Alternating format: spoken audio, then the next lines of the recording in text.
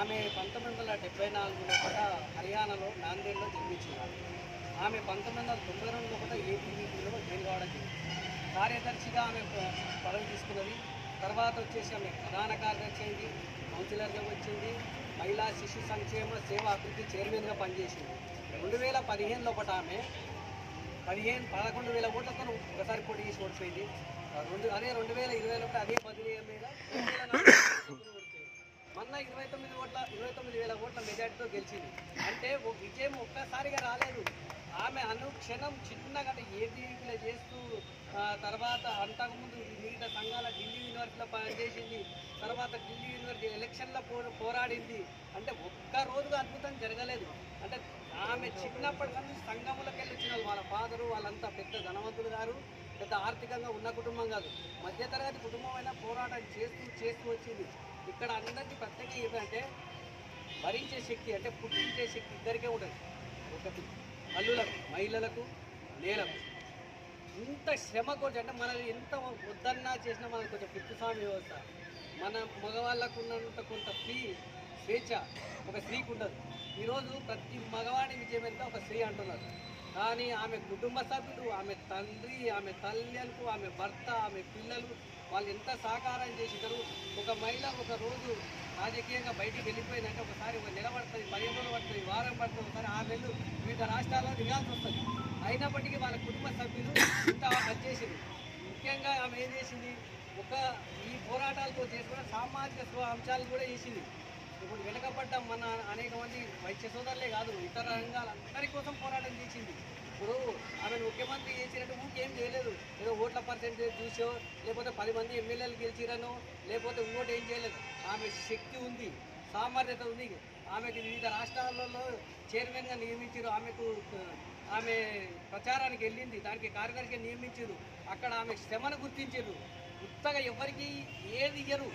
మనము అనుకుంటాం ఈరోజు వచ్చింది ఒక 10 మంది 48 మంది గెలిచిరు, దీంట్లో ఒక 10 మంది వైసీపీలంతా మాత్రమే ఏది ఇయ్యరు. ఒక రోజు ఒక్కడు లేకున్నా సరే మధ్యప్రదేశ్లో ఎవరు లేకున్నా కొత్త వ్యక్తికి ముఖ్యమంత్రి ఇచ్చారు. అక్కడ ఉన్న శివరాజ్ సింగ్ చౌహాన్ లాంటి హేమాహేమీలు కూడా పక్కకెట్టారు. ఈరోజు ఇంతటి చేసిన నరేంద్ర మోడీ గారు కూడా అనేక విషయాలు చూస్తారు. కొత్త రక్తాన్ని ఎంకరేజ్ చేస్తారు.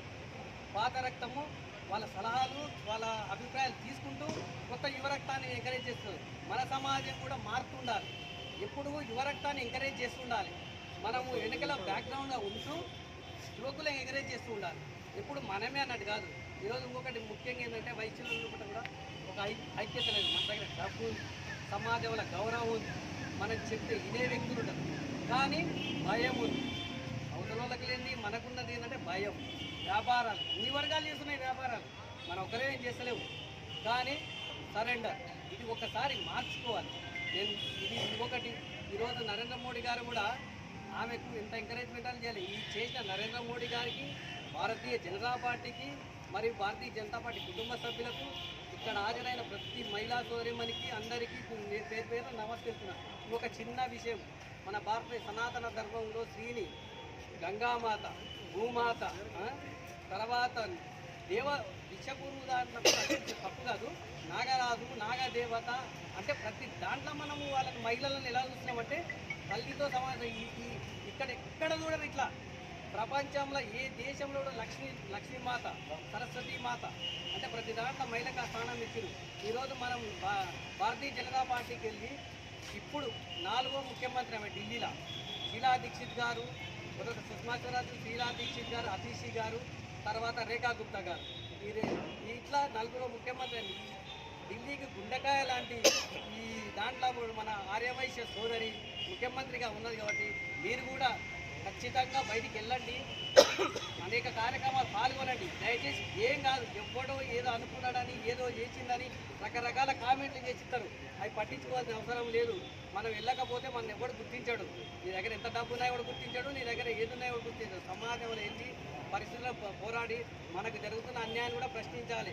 10 మందికి ఇప్పుడు ఎవరికైనా మన దాంట్లో ఒకటి అన్యాయం జరిగితే కనీసం ఈరోజు ఇంతమంది వెళ్ళినాం, ఇట్లా 20 మంది 30 మంది వెళ్ళినా సమాజం హర్షిస్తుంది, భయపడి వెనుకడుగేస్తుంది.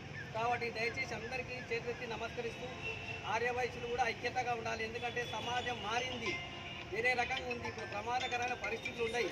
కాబట్టి మనం కూడా ఐక్యతగా ఉండాలని కోరుకుంటూ జై ఆర్యవైశ్య మాత, జై వాసవి మాత.